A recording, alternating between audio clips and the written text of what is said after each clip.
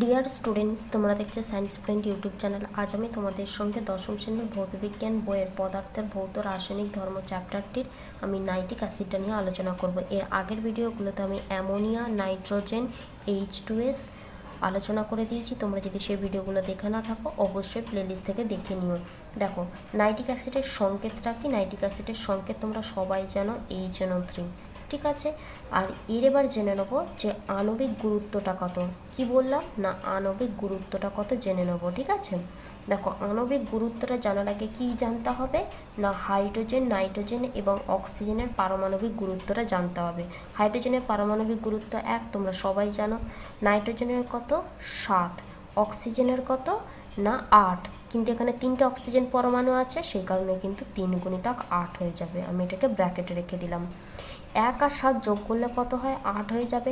3 আর 8 যদি গুণ করি কত হচ্ছে? 24 হয়ে যাবে। এই দুটো যদি যোগ করি কত হয়ে যাচ্ছে? 32। তাহলে নাইট্রিক অ্যাসিডের আণবিক গুরুত্ব কত হয়ে গেল? 32 হয়ে গেল। আশা করি তোমরা এইটুকুনি বুঝতে পেরেছো। এবার আমরা জানবো যে নাইট্রিক অ্যাসিডের একটু সূচনা সম্পর্কে। কি বললাম না, নাইট্রিক অ্যাসিডের সূচনা সম্পর্কে জানবো। এইটা অনেক সময় এই দুটোই কিন্তু, ঠিক আছে, এই দুটোই কিন্তু অনেক সময় নাইট্রোজেন যে যৌগরূপে অবস্থান করে প্রকৃতিতে, এই দুটো রূপেই কিন্তু অবস্থান করে, ঠিক আছে। তাহলে এই দুটো খনিজ অ্যাসিড থেকে HNO3 তৈরি করা হয় বলে HNO3কে কি বলা হয় না, খনিজ অ্যাসিড। ঠিক, এই দুটো সংকেত কিন্তু অনেক সময় তোমাদের পরীক্ষায় লিখতে দেয়। এবার আমরা জানবো যে নাইট্রিক অ্যাসিডের প্রস্তুতি সম্পর্কে। তাহলে কি বললাম না, নাইট্রিক অ্যাসিডের প্রস্তুতি। তার আগে আর একটা বলে দিই না, নাইট্রিক অ্যাসিড কিন্তু একটা তীব্র অ্যাসিড, ঠিক আছে, তীব্র অ্যাসিড। এবার কেন সেটা আমি কিন্তু পরে যখন ধর্মগুলো আলোচনা করব বলে দেবো, ঠিক আছে। প্রস্তুতি সম্পর্কে না, নাইট্রিক অ্যাসিড শিল্পে যে প্রস্তুত করা হয় সেই পদ্ধতিটার নাম কি?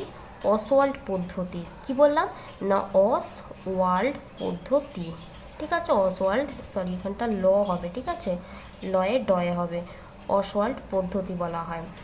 অনেক সময় পরীক্ষায় লিখতে দেয় যে শিল্পে যে নাইট্রিক অ্যাসিড প্রস্তুত করা হয় যে পদ্ধতিতে, তার নাম কি? তোমাদের কিন্তু অসল্ট পদ্ধতি লিখতে বলে, ঠিক আছে। এবং অসল্ট পদ্ধতি তোমরা উত্তরটা লিখবে, তার সঙ্গে বলে যে অসল্ট পদ্ধতিটা বর্ণনা করো। তখন তোমাদের কিভাবে নাইট্রিক অ্যাসিড তৈরি করা হচ্ছে অসল্ট পদ্ধতিতে সেটা লিখতে বলে। প্রথম ধাপ কি? প্রথম ধাপ হচ্ছে রাসায়নিক দ্রব্য। কি কি লাগছে রাসায়নিক দ্রব্যের ধাপে? অ্যামোনিয়া লাগছে, এটার নাম কি? অ্যামোনিয়া, ঠিক আছে। আর কি লাগছে? সরি, অ্যামোনিয়া, ঠিক আছে। আর কি লাগছে দ্বিতীয় ধাপটাতে? দ্বিতীয় যে দ্রব্যটা লাগছে সেটা কি না, ধূলিকণা মুক্ত বায়ু। তাহলে আমি কি বললাম না, ধূলিকণা মুক্ত বায়ু, ঠিক আছে, ধূলিকণা মুক্ত বায়ু, ধূলিকণামুক্ত বায়ু। এই বায়ু বলতে কাকে বোঝাচ্ছে না, অক্সিজেনকে কিন্তু বোঝাচ্ছে। তাহলে কি কি দ্রব্য লাগছে তোমরা বুঝতে পেরে গেলে। এবার আসছি শর্তটাও কিন্তু অনেক সময় লিখতে দেয়, ঠিক আছে। প্রথম শর্তটা কি? প্রথম শর্তটা হচ্ছে তাপ। কত তাপমাত্রা লাগছে না, 700 থেকে 800 ডিগ্রি সেলসিয়াস তাপমাত্রা কিন্তু লাগছে। এই টেম্পারেচারটা কিন্তু বিভিন্ন বইতে বিভিন্ন থাকে। এবার আমরা জানবো যে চাপ কত লাগছে। চাপ লাগছে 5 থেকে 7 ATM প্রেশার আমার কিন্তু চাপ লাগছে। এই ATM এর জায়গায় তোমরা বাংলাতে লিখতে পারো বায়ুমণ্ডলীয় চাপ, ঠিক আছে। এবার আসছি সি, যেটা কি না, অনুঘটক। অনুঘটক দিতেই হবে। অনুঘটকটা লাগছে হচ্ছে প্ল্যাটিনাম তারজালি কিন্তু লাগছে। তাহলে কি বললাম না, প্ল্যাটিনাম তারজালি, এটা হচ্ছে অনুঘটক লাগছে আমার, ঠিক আছে, আমি সেটাই লিখে দিলাম। দেখো, প্ল্যাটিনাম তারজালি, তোমরা বুঝতেই পারছো প্ল্যাটিনামটা কত দামি। আর সেই কারণে এখানে কিন্তু ধূলিকণা মুক্ত বায়ু লাগছে। কেন ধূলিকণা মুক্ত বায়ুটা লাগছে সেটা কিন্তু আমি কোশ্চেনটা পরে আলোচনা করে দেবো, ঠিক আছে। এবার যে পয়েন্টটা আসছে সেটা কি না, এর নীতিটা, ঠিক আছে। 3 নাম্বারটা কি জানবো না, নীতিটা। নীতিটা মানে কিভাবে বিক্রিয়াটা হচ্ছে সেইটা।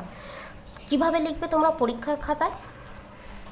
বিশুদ্ধ ও শুষ্ক অ্যামোনিয়া গ্যাস এবং ধূলিকণা মুক্ত বায়ুর মিশ্রণকে 5 থেকে 7 বায়ুমণ্ডলীয় চাপে এবং 700 থেকে 800 ডিগ্রি সেলসিয়াস তাপমাত্রায় প্ল্যাটিনাম তারজালি অনুঘটকের ওপর দিয়ে খুব দ্রুত, এই দ্রুত কথাটা কিন্তু তোমরা অবশ্যই লিখবে, খুব দ্রুত চালনা করলে অ্যামোনিয়া গ্যাস নাইট্রিক অক্সাইডে পরিণত হয়। আর একবার বলে দিচ্ছি, কি বললাম না, বিশুদ্ধ ও শুষ্ক অ্যামোনিয়া গ্যাস এবং ধূলিকণা মুক্ত বায়ুর মিশ্রণকে 700 থেকে 800 ডিগ্রি সেলসিয়াস তাপমাত্রা এবং 5 থেকে 60 এটিএম প্রেসারে প্ল্যাটিনাম তারজালি অনুঘটকের ওপর দিয়ে খুব দ্রুত চালনা করলে অ্যামোনিয়া নাইট্রিক অক্সাইডে পরিণত হয়।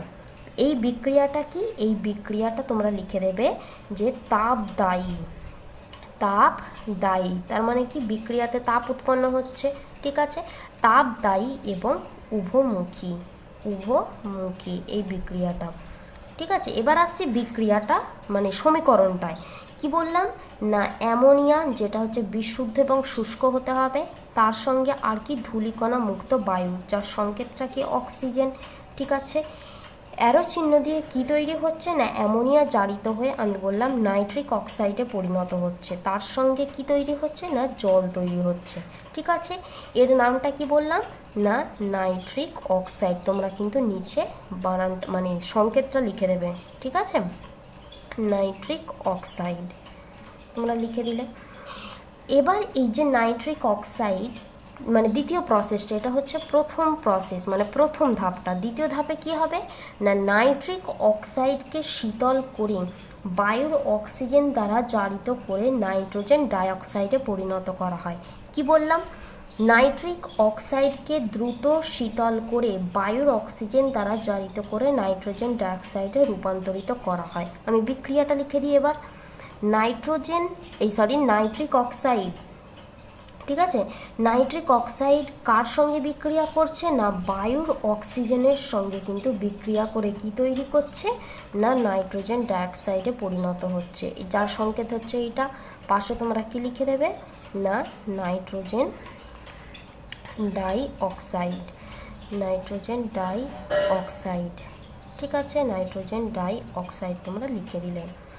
এবার দেখো তৃতীয় ধাপে কি হচ্ছে, নাইট্রোজেন ডাইঅক্সাইডের সঙ্গে জল যোগ করলে নাইট্রিক অ্যাসিড এবং নাইট্রিক অক্সাইডে পরিণত হয়। তাহলে সমীকরণটা লিখে দিই, নাইট্রোজেন ডাইঅক্সাইডের সঙ্গে জল যোগ করলে কি তৈরি হয় না, নাইট্রিক অ্যাসিড তৈরি হয়, তার সঙ্গে কিন্তু নাইট্রিক অক্সাইড তৈরি হয়ে যায়। তাহলে এই তিনটে হচ্ছে ধাপ, ভীষণ ইম্পর্টেন্ট একটা কোশ্চেন, ঠিক আছে। এবার দেখো এই যে প্রস্তুতিটা আমি করলাম তোমাদের, সেই প্রস্তুতি সম্পর্কে কিছু কোশ্চেন আছে। প্রথমেই যে কোশ্চেনটা আমি তোমাদের সঙ্গে আলোচনা করব সেটা হচ্ছে, আমি কি বললাম, অ্যামোনিয়াটাকে বিশুদ্ধ এবং শুষ্ক, এই কথাটা লিখতে ভুলবে না, ঠিক আছে। বিশুদ্ধ এবং শুষ্ক এবং বায়ুটাকেও ধূলিকণা মুক্ত হতে হবে। কোনো যদি একটু ধূলিকণা থাকে বা অ্যামোনিয়াটা যদি কোনো কারণে একটু আর্দ্র থাকে, সেক্ষেত্রে আমি যে বললাম যে প্ল্যাটিনামটা খুব দামি, সেই প্ল্যাটিনামের মানে গুণটাই নষ্ট হয়ে যায়। এখানে প্ল্যাটিনাম তারজালিটা কী কারণে ব্যবহার করছে, অনুঘটক, তাহলে অনুঘটকের গুণটাই কিন্তু নষ্ট হয়ে যায়। আশা করি বুঝতে পারলে। এবার আসছে দ্বিতীয় কোশ্চেনটা কি দেখো, দ্বিতীয় কোশ্চেনটা বলেছে, অনুঘটকের সঙ্গে গ্যাসীয় মিশ্রণের স্পর্শকাল যদি দীর্ঘ হয়, আমি কি বললাম না, এই যে মিশ্রণটা, এই দুটোর মিশ্রণ, সেটাকে দ্রুত চালনা করতে হবে প্ল্যাটিনাম তারজালির ওপর দিয়ে। যদি মিশ্রণের চালনাটা একটু ধীরে ধীরে হয়ে যায়, তাহলে কি অসুবিধা হবে না, ধীরে ধীরে হলে কিন্তু এই যে নাইট্রিক অক্সাইডটা পরিণত হচ্ছে, তার জায়গায় কিন্তু নাইট্রোজেন পরিণত হবে। কি বললাম না, যদি স্পর্শকালটা ধীরে ধীরে হয়ে যায়, তাহলে এই নাইট্রিক অক্সাইডের বদলে নাইট্রোজেন উৎপন্ন হবে। তাহলে বিক্রিয়াটা লিখতে হবে তোমাদের পরীক্ষায়। তাহলে কি হবে না, অ্যামোনিয়ার সঙ্গে বায়ুর অক্সিজেনের বিক্রিয়ায় নাইট্রোজেন তৈরি হবে, তার সঙ্গে কিন্তু জল তৈরি হবে। আশা করি বুঝতে পারলে। এটাই হচ্ছে দ্বিতীয় কোশ্চেন, অনেক সময় কিন্তু পরীক্ষায় পড়ে। এবার আসছি 3 নম্বর কোয়েশ্চেনটা কি না, এই যে নাইট্রিক অক্সাইড এবং অক্সিজেনের মিশ্রণটা বিক্রিয়া করে নাইট্রোজেন ডাইঅক্সাইডে পরিণত করা হচ্ছে, ঠিক আছে, এই যে মিশ্রণটা সেটাকে কিন্তু ঠান্ডা করে তবেই কিন্তু এই বিক্রিয়াটা ঘটানো হচ্ছে। যদি আমি ঠান্ডা না করে বিক্রিয়াটা ঘটাতাম, তাহলে কি হতো, এই নাইট্রোজেন ডাইঅক্সাইডটা উচ্চ উষ্ণতায় কিন্তু বিয়োজিত হয়ে যেত। তাহলে 3 নম্বর কোয়েশ্চেনটা আমি আরেকবার রিপিট করছি, কি না, নাইট্রিক অক্সাইড ও অক্সিজেনের মিশ্রণকে ঠান্ডা করে তবেই বিক্রিয়াটা ঘটানো হয়। কেন না নাইট্রিক অক্সাইড ও অক্সিজেনের বিক্রিয়ায় উৎপন্ন নাইট্রোজেন ডাইঅক্সাইড বেশি উষ্ণতায় বিয়োজিত হয়ে যায়, সেই কারণেই কিন্তু আগে ঠান্ডা করে তারপরে বিক্রিয়াটা ঘটাতে হবে। আশা করি বুঝতে পেরেছো। এবার আসছে 4 নম্বর কোয়েশ্চেনটা। 4 নম্বর কোয়েশ্চেনটা কি না, এই যে বিক্রিয়াটা বললাম, দেখো এই বিক্রিয়াটাতে আমি কিন্তু তাপদায়ী বিক্রিয়া হচ্ছে। তাপদায়ী বিক্রিয়া মানে কি, অলরেডি কিন্তু মানে সমীকরণে তোমরা দেখতে পেলে তাপ উৎপন্ন হচ্ছে, তাহলে আমাকে এক্সট্রা করে তাপ দিতে হচ্ছে না। এবার যে অনুঘটকের যে প্রকোষ্ঠটা থাকে, অর্থাৎ একটা ধরো এরকম একটা পাত্র থাকে, তার মধ্যে অনুঘটকটাকে কিন্তু রাখা হয়। অনুঘটকটা অনেক বিক্রিয়াতে তোমরা দেখবে যে বাইরে থেকে আমাকে তাপ দিতে হচ্ছে, কিন্তু এক্ষেত্রে কি হচ্ছে না, বিক্রিয়াটাতেই তাপ উৎপন্ন হচ্ছে বলে আমাকে বাইরে থেকে তাপ দিতে হচ্ছে না। সেই কারণে কি না, এক্সট্রা করে আমাকে কিন্তু অনুঘটকীয় যে প্রকোষ্ঠটা আছে সেখানে কিন্তু তাপ লাগছে না। আর একবার কোশ্চেনটা আমি রিপিট করছি, দেখো কি কোশ্চেনটা তোমাদের পরীক্ষায় পড়ে না, এই যে অসওয়াল্ড পদ্ধতিতে আমাকে বাইরে থেকে তাপ দিতে হচ্ছে না কেন অনুঘটকীয় প্রকোষ্ঠটাতে, না বিক্রিয়াটি নিজে তাপদায়ী বিক্রিয়া হওয়ার জন্য অনুঘটকীয় প্রকোষ্ঠে আমাকে আর বাইরে থেকে তাপ দিতে হচ্ছে না। আশা করি বুঝতে পেরেছো কোশ্চেনটা। এবার আসছে 5 নম্বর কোয়েশ্চেনটা। 5 নম্বর কোয়েশ্চেনটা কি না, এই যে নাইট্রিক অ্যাসিডটা তৈরি হলো, নাইট্রিক অ্যাসিডে অনেক পরিমাণ জল মিশে থাকায় এই নাইট্রিক অ্যাসিডটা কিন্তু লঘু হয়ে যায়। ঠিক আছে, কিন্তু এই লঘু হলে হবে না, আমাকে গাঢ় পেতে হবে। তার জন্য কি করতে হবে না, এই যে অ্যাসিডটা মানে লঘু অ্যাসিডটা আমি পেলাম, সেটাকে আমি প্রথম স্টেপে কি করব না পাতিত করব। পাতিত করলে কি হবে না 68% পর্যন্ত আমার কিন্তু গাঢ় নাইট্রিক অ্যাসিড পাওয়া যাবে। কিন্তু আমাকে 68% পর্যন্ত পেলে হবে না, আমাকে আরও গাঢ় পেতে হবে। তার জন্য কি করতে হবে সেকেন্ড ধাপে না, এর সঙ্গে আমাকে গাঢ় সালফিউরিক অ্যাসিড, এইটার সঙ্গেই ঠিক আছে, এর সঙ্গে আমাকে গাঢ় সালফিউরিক অ্যাসিড মিশিয়ে পাতিত করলে তারপরে কি হবে না, পাতিত করলে না 98% পর্যন্ত কিন্তু নাইট্রিক অ্যাসিড আমরা পেয়ে যাব, সেটা হচ্ছে গাঢ় পাবো। ঠিক আছে, তাহলে আর একবার রিপিট করি না, এই যে নাইট্রিক অ্যাসিডটা আমি পাচ্ছি অসওয়াল্ড পদ্ধতিতে, সেটা আমি লঘু পাচ্ছি। কেন পাচ্ছি, কারণ এর সঙ্গে কিন্তু অনেকটা জল মিশে থাকছে। সেই লঘুটা আমার কাজে লাগবে না, মানে লঘুটা পাওয়া আমাদের লক্ষ্য নয়, আমাদের গাঢ় পেতে হবে। তার জন্য কি করতে হবে, প্রথমে এই লঘু নাইট্রিক অ্যাসিডকে গাঢ় পেতে গেলে আমাকে পাতিত করতে হবে। এই পাতিত করলে আমি 68% গাঢ় নাইট্রিক অ্যাসিড পাবো। এবার আমার এইটাতেও আমি সন্তুষ্ট নই, তাহলে এখান থেকে আমাকে আরও গাঢ় পেতে গেলে কী করতে হবে না, এইটার সঙ্গে গাঢ় সালফিউরিক অ্যাসিড এবং তারপর পাতিত করলে 98% গাঢ় HNO3 পাবো। তার মানে আমি লক্ষ্যটায় পৌঁছে গেলাম। এটাই হচ্ছে কোয়েশ্চেনটা। আশা করি বুঝতে পেরেছো। এই কটা কোয়েশ্চেন তোমাদের সঙ্গে আলোচনা করলাম, ভীষণ ইম্পর্টেন্ট কিন্তু কোয়েশ্চেন। এবার অনেক সময় যে কোয়েশ্চেনটা পড়ে, মানে এখানে তোমরা হয়তো দেখতে পারবে না বা বুঝতে পারবে না, যখন তোমরা পরীক্ষাগারে এই নাইট্রিক অ্যাসিড মানে পরীক্ষাগারে যখন যাবে তখন এই নাইট্রিক অ্যাসিডটা তোমরা যদি খেয়াল করো, তখন এই কোশ্চেনগুলো তোমাদের মনে অবশ্যই উদয় হবে। প্রথম কোশ্চেনটা কি না, যে পাত্রে দেখবে যে নাইট্রিক অ্যাসিডটা রাখা আছে সেই পাত্রটা এমনি আলোতে বুঝতে পারবে না খালিতে। ঠিক আছে, যখন তোমরা সূর্যের আলোতে বা ভালো করে খেয়াল করলে বুঝতে পারবে যে সেটা সামান্য কিন্তু হলুদাভ টাইপের হয়। কি বললাম না, সামান্য কিন্তু হলুদাভ টাইপের হয়। কেন হয় না, আমাদের যে টেম্পারেচার থাকে তার থেকে যদি বেশি টেম্পারেচার হয়ে যায়, কিছুটা কি বললাম না, বেশি টেম্পারেচার পেলেই কিছুটা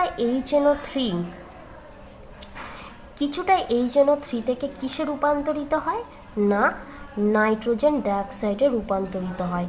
এইটা থাকার জন্যই, এইটার সাথে মিশে থাকার জন্যই কিন্তু সামান্য হলুদাভ হয়ে যায়। তাহলে কি বললাম কোশ্চেনটা আর একবার জেনে নিই। দেখো, যে পাত্রে HNO3টা রাখা হয় সেই পাত্রটা তোমরা যদি খেয়াল করো সামান্য কিন্তু হলুদাভ টাইপের দেখতে লাগে। কেন দেখতে লাগে না, যখন টেম্পারেচারটা কোনো কারণে যদি একটু বেশি হয়ে যায়, সেক্ষেত্রে কি হয়ে যায় না কিছুটা HNO3 জারিত হয়ে নাইট্রোজেন ডাইঅক্সাইডে রূপান্তরিত হয়।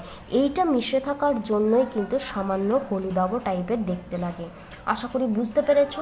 এবার এই বিক্রিয়াটা আমাদের জানতে হবে। বিক্রিয়াটা কি না, HNO3টা জারিত হয়ে নাইট্রোজেন ডাইঅক্সাইডে রূপান্তরিত হচ্ছে, তারপর অক্সিজেন, তারপরে কিন্তু জল। তাহলে এটাই হচ্ছে নির্ণেয় বিক্রিয়া। এইটা তৈরি হওয়ার জন্যই কিন্তু এটা হলুদাভ দেখতে লাগে। আশা করি বুঝতে পেরেছো। এবার এই হলুদাভটা আমি দূর করব কি করে? দেখো, অনেক পদ্ধতিতে কিন্তু দূর করা যায়। আমরা যে সহজ পদ্ধতিটা জানবো সেটা কিন্তু আমি যেটা বলছি সেটাই। দেখো কি না, এই যে নাইট্রিক অ্যাসিডটা আমি পেলাম, তার মধ্যে যদি আমি সামান্য পরিমাণে জল যোগ করি, কি বললাম না, এই যে গাঢ় নাইট্রিক অ্যাসিডটা আমি পেলাম, তাহলে গাঢ় নাইট্রিক অ্যাসিডটার সঙ্গে আমি যদি সামান্য জল যোগ করি, জল যোগ করলে কি হয়ে যাচ্ছে না, লঘু নাইট্রিক অ্যাসিড পেয়ে যাচ্ছি। ঠিক আছে, তাহলে লঘু নাইট্রিক অ্যাসিড পেয়ে যাচ্ছি। তাহলে এইখানে তখন কিন্তু আর এই নাইট্রোজেন ডাইঅক্সাইডটা থাকতে পারছে না, কারণ এই নাইট্রোজেন ডাইঅক্সাইডটা কিন্তু এই জলে দ্রবীভূত হয়ে যাচ্ছে। সেই কারণে কি না, শুধু HNO3টা পড়ে আছে, সেই কারণে কিন্তু হলুদাভটা তখন আর দেখতে পাওয়া যাচ্ছে না। আশা করি বুঝতে পেরেছো। আর একবার রিপিট করছি, দেখো পরীক্ষাগারে যে নাইট্রিক অ্যাসিডটা আমরা পাচ্ছি, তার সঙ্গে সামান্য পরিমাণ নাইট্রোজেন ডাইঅক্সাইডটা মিশে থাকার জন্য হলুদাভ হচ্ছে।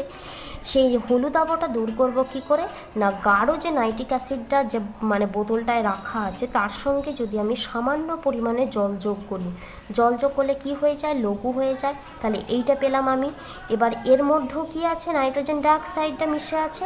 এই নাইট্রোজেন ডাইঅক্সাইডটা কিন্তু জলে খুব দ্রাব্য, তার মানে এইটা যদি জলে দ্রবীভূত হয়ে যায়, এটা বেরিয়ে চলে গেল, শুধু পড়ে থাকছে কি না, লঘু HNO3টা পড়ে আছে।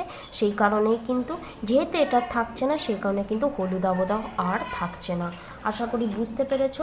এইগুলো কিন্তু তোমরা যখন পরীক্ষাগারে যাবে তখন দেখতে পাবে। ঠিক আছে, এবার আসছি দেখো মানে 3 নম্বর কোয়েশ্চেনটা কি বললাম না, নাইট্রিক অ্যাসিডের যদি বিশুদ্ধ হয়, আমি কি বললাম, এইটা যদি মিশে থাকে তবেই এটা হলুদ রঙের দেখতে হয়। তার মানে এইটা যদি না থাকে তাহলে আমি হলুদ রঙের দেখতে পাবো না। ঠিক আছে, তাহলে তখন কালারটা কি হয়ে যাবে না, বিশুদ্ধ নাইট্রিক অ্যাসিডের কালার সবসময় কিন্তু বর্ণহীন হয়। এটা হচ্ছে ভৌত ধর্মের মধ্যেও কিন্তু অনেকটা পড়ছে, কিন্তু পরীক্ষাগারে যদি তোমাদের মনে কোশ্চেনটা উদয় হয়, সেই কারণে আমি এটা বারবার বলে দিলাম। এবার আসছি দেখো পরের কোশ্চেনগুলো কি না, নাইট্রিক অ্যাসিডের কিন্তু ভৌত ধর্মগুলো নিয়ে আলোচনা করব। তাহলে ভৌত ধর্ম, ঠিক আছে। তাহলে প্রথম কোশ্চেনটা আমি কি জানবো না, নাইট্রিক অ্যাসিড কিন্তু বর্ণহীন। এইমাত্র বললাম না, বিশুদ্ধ নাইট্রিক অ্যাসিডের বর্ণটা কীরকম না, বর্ণহীন। ঠিক আছে, তাহলে এটা আমরা জানলাম। 2 নাম্বারটা কি না, 2 নাম্বারটা হচ্ছে এটি জলে খুব দ্রাব্য। এটি জলে খুব দ্রাব্য, তোমরা দেখতে পেলে। ঠিক আছে, এবার আসছি 3 নম্বর কোয়েশ্চেনটা। 3 নম্বর কোয়েশ্চেনটা কি না, এইটা হচ্ছে অম্ল স্বাদ বিশিষ্ট। কারণ কি তোমরা জানো যে অ্যাসিডের স্বাদ সবসময় কি হয়, অম্ল হয়। সেই কারণে কিন্তু এই নাইট্রিক অ্যাসিডের স্বাদটা কিন্তু অম্ল। ঠিক আছে, 4 নম্বর অবস্থাটা কি, 4 নম্বর ধর্মটা কি না, এইটাকে যদি আমি খোলা অবস্থায় রাখি, ধরো যে পাত্রটার মধ্যে HNO3 রাখা আছে সেটা তো সবসময় ঢাকা দেওয়া থাকে, যদি ছিপিটা না থাকে তাহলে কি হবে না, এই যে গাঢ় HNO3 কিন্তু বাতাসে বেরিয়ে যেতে পারে, মানে ধোঁয়া আকারে কিন্তু বাতাসে বেরিয়ে যায়।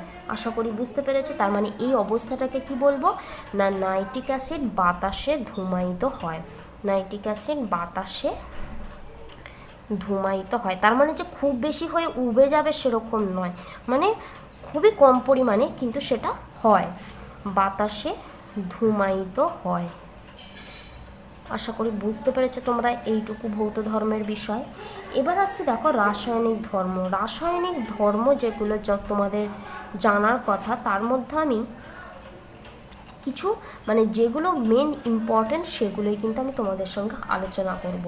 প্রথমেই যে ধর্মটা সম্পর্কে আমরা জানবো সেটা হচ্ছে অ্যাসিড ধর্ম। কারণ তোমাদের সূচনাতেই আমি বললাম যে নাইট্রিক অ্যাসিডটা হচ্ছে তীব্র অ্যাসিড। কেন তীব্র অ্যাসিড তোমরা জানো, তীব্র অ্যাসিড কাদেরকে বলা হয় না, দ্রবণে বিয়োজিত হয়ে মানে বেশিরভাগ, ঠিক আছে, দ্রবণে বিয়োজিত হয়ে বেশিরভাগ অণুটাই H+ এবং NO3- আয়নে বিয়োজিত হয়। কি বললাম না, তীব্র অ্যাসিড তাদেরই বলে যেসব অ্যাসিড মানে পুরো অণুটাই বিয়োজিত হয়ে গিয়ে দ্রবণে H+ আয়ন এবং NO3 মাইনাস আয়ন তৈরি করে, তাদেরকেই তীব্র অ্যাসিড বলে। যেহেতু HNO3 ক্ষেত্রে একই সূত্র প্রযোজ্য, সেই কারণে HNO3ও কিন্তু একটা তীব্র অ্যাসিড। আশা করি বুঝতে পেরেছো।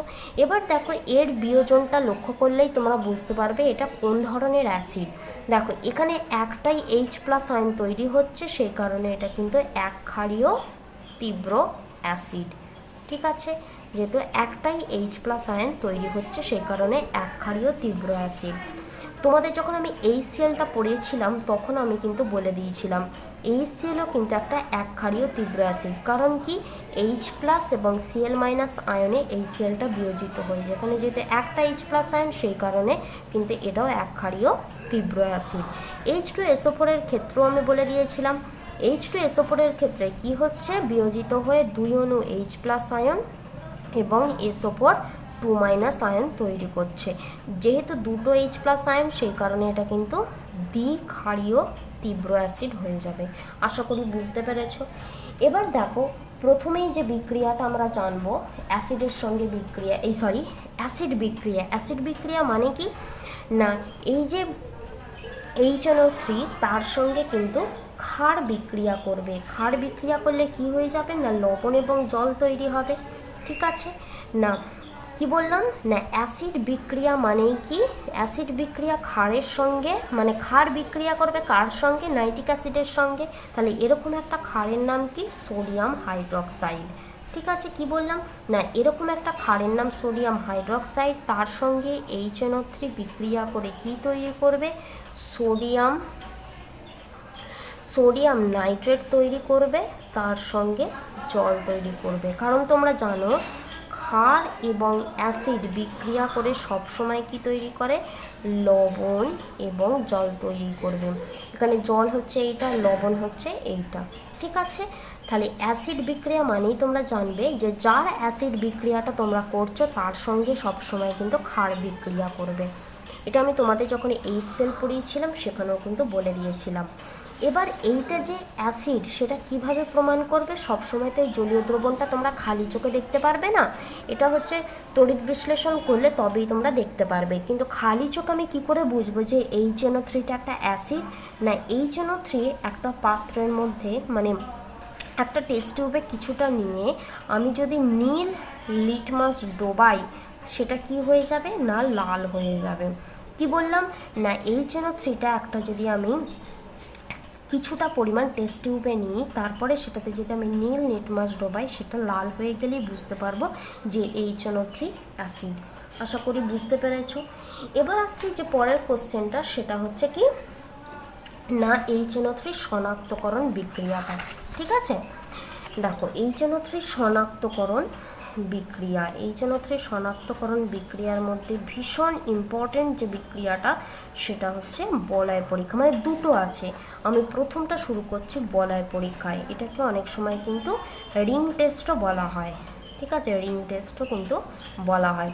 তোমাদের পরীক্ষায় কিন্তু অনেক সময় পরীক্ষায় পড়তে পারে যে রিং টেস্ট বা বলয় পরীক্ষা, মানে যে টেস্টটা করা হয় সেটা কাকে চেনার জন্য, তোমাদের তখন লিখতে হবে কার না, নাইট্রিক অ্যাসিড বা HNO3কে চেনার জন্য।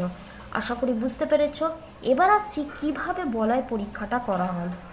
একটা আমি যদি টেস্ট টিউব নিই, সেই টেস্ট টিউবের মধ্যে কিছুটা পরিমাণ আমি যদি লঘু নাইট্রিক অ্যাসিড নিলাম, ঠিক আছে, কি বললাম না, কিছুটা পরিমাণ লঘু নাইট্রিক অ্যাসিড নিলাম।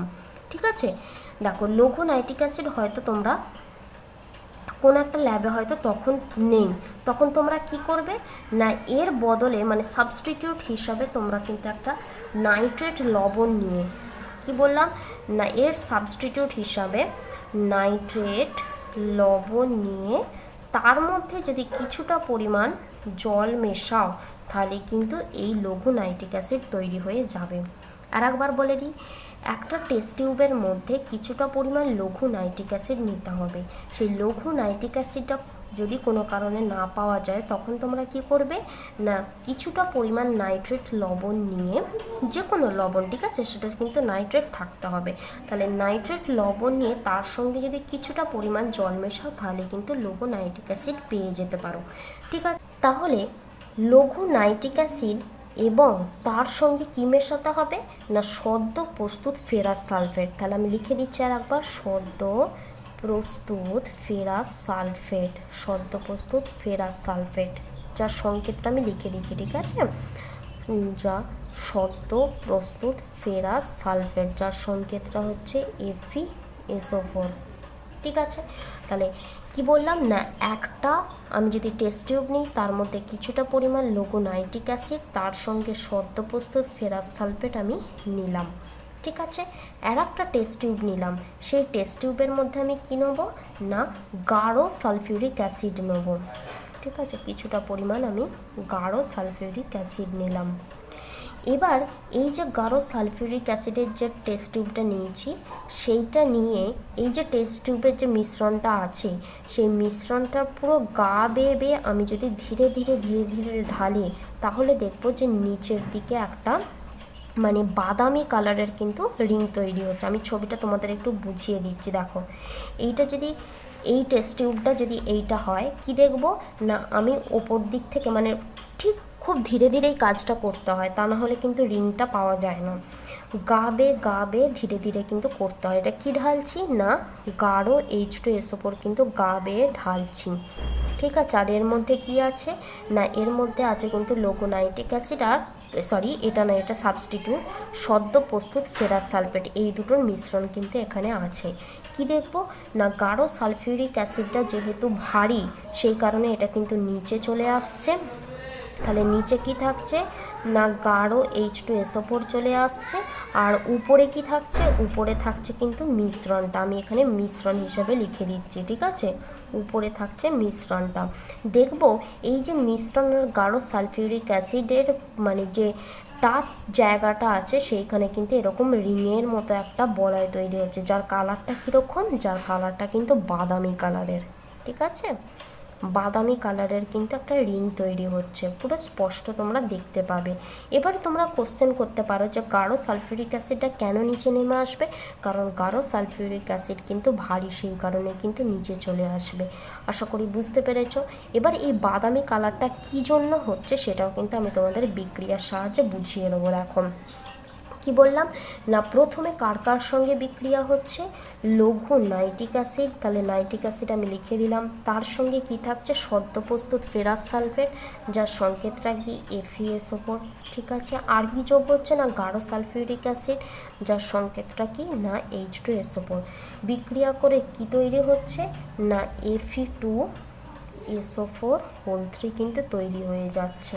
তার সঙ্গে কি তৈরি হচ্ছে না নাইট্রিক অক্সাইড তৈরি হয়ে যাচ্ছে, আর কি তৈরি হচ্ছে না জল তৈরি হচ্ছে।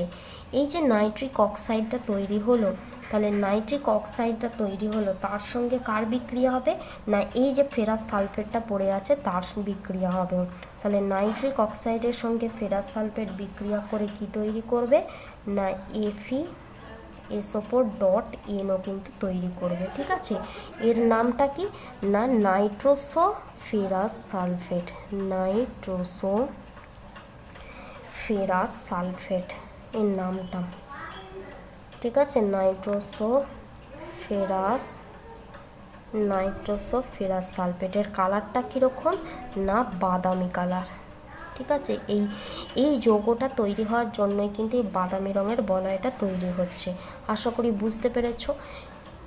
এটাই হচ্ছে এই রিং পরীক্ষাটা হলো তার বিক্রিয়াটা।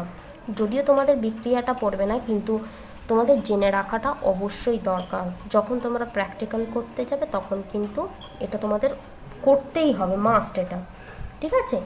আর একটা শনাক্তকরণ বিক্রিয়া আছে, যদি কোনো কারণে ধরো এইটা তোমরা রিংটা পাচ্ছ না, কারণ এটা ভীষণ সাবধানতা অবলম্বন করতে হয়, অনেক সময় কিন্তু পাওয়া যায় না, ঠিক আছে। যদি কোনো কারণে রিং টেস্টটা তোমরা পাচ্ছ না তখন তোমরা আর একটা অপশন কী করবে না একটা টেস্ট টিউবের মধ্যে আমি যদি গাঢ় HNO3 নিই, ঠিক আছে, কি বললাম না, একটা টেস্ট টিউবের মধ্যে আমি গাঢ় HNO3 নিচ্ছি, তার সঙ্গে কিছুটা পরিমাণ কপার কুচি যোগ করছি। কি বললাম না, কিছুটা পরিমাণ কপার কুচি যোগ করছি।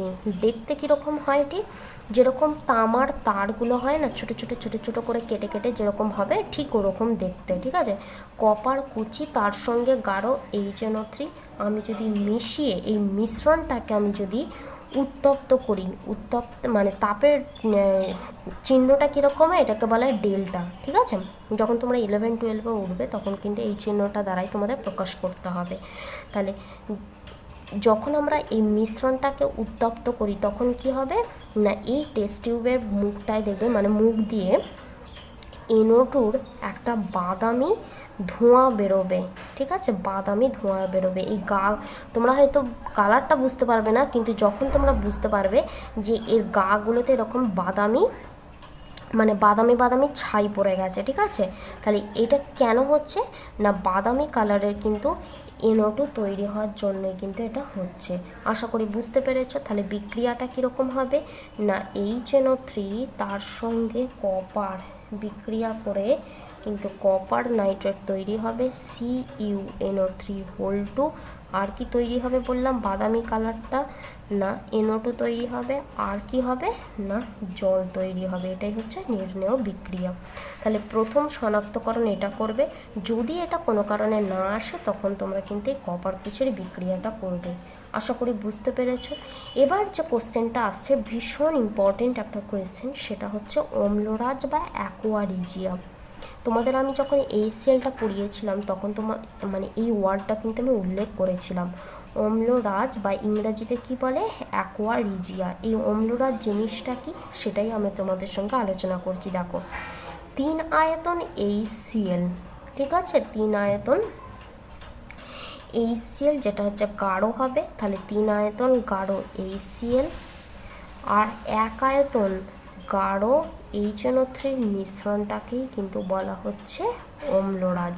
কি বললাম, 3 আয়তন গাঢ় HCl এবং 1 আয়তন গাঢ় HNO3 মিশ্রণটাই অম্লরাজ। এই অম্লরাজটা কী কারণে তৈরি করা হচ্ছে না, যেগুলো মানে খুবই ভ্যালুয়েবল ধাতু যেমন কি সোনা, প্ল্যাটিনাম, এগুলো জেনারেলি কী করে কারোর সঙ্গে বিক্রিয়া করে না, কিন্তু একমাত্র এই অম্লরাজের সঙ্গে এরা বিক্রিয়া করে।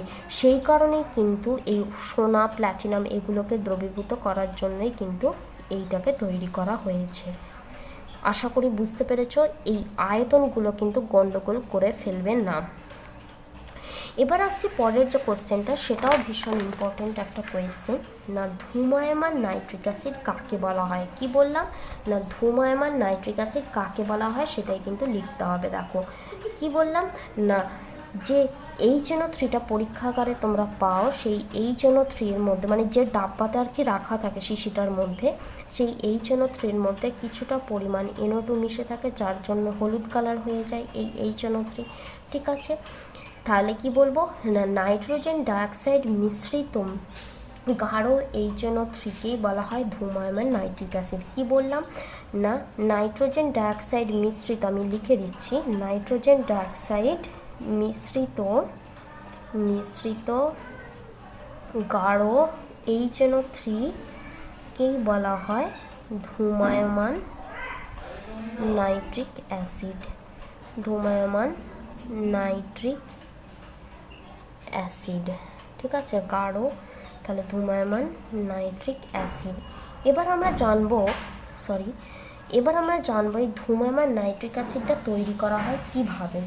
দেখো গাঢ় নাইট্রিক অ্যাসিডের সঙ্গে যদি স্টার্চ মিশিয়ে পাতন করি, কি বললাম না, গাঢ় নাইট্রিক অ্যাসিডের সঙ্গে আমি যদি স্টার্চ মিশ্রণটাকে আমি যদি পাতন করি তাহলেই কিন্তু এই ধুমায়মান নাইট্রিক অ্যাসিডটা আমি পেয়ে যাই। আশা করি বুঝতে পেরেছো। আর একবার বলে দিই, ধুমায়মান নাইট্রিক অ্যাসিডটা আমি পাই কী করে না, গাঢ় নাইট্রিক অ্যাসিডের সঙ্গে আমি যদি স্টার্চ মিশিয়ে মিশ্রণটাকে পাতন করি তাহলেই কিন্তু আমি ধুমায়মান নাইট্রিক অ্যাসিডটা পেয়ে যাই। আশা করি বুঝতে পেরেছো। আজকের ভিডিওতে কোনো জায়গায় তোমাদের যদি বুঝতে অসুবিধা হয় তোমরা অবশ্যই কিন্তু কমেন্ট সেকশানে কমেন্ট করো। আর একটা কথা বলে দিই, এই যে আমি তোমাদের অসওয়াল্ড পদ্ধতিটা পড়ালাম, সেই অসওয়াল্ড পদ্ধতিতে তোমরা কিন্তু মানে আমি জাস্ট বিক্রিয়াগুলো লিখে দিয়েছি, তোমরা কিন্তু প্রত্যেকটা বিক্রিয়া অসওয়াল্ড পদ্ধতিতে শুধুমাত্র যে কটা বিক্রিয়া আছে, এই তিনটে বিক্রিয়া কিন্তু ব্যালেন্স সহ তোমরা কিন্তু ভালো করে প্র্যাকটিস করবে, ঠিক আছে? ব্যালেন্স সহই কিন্তু লিখতে বলে।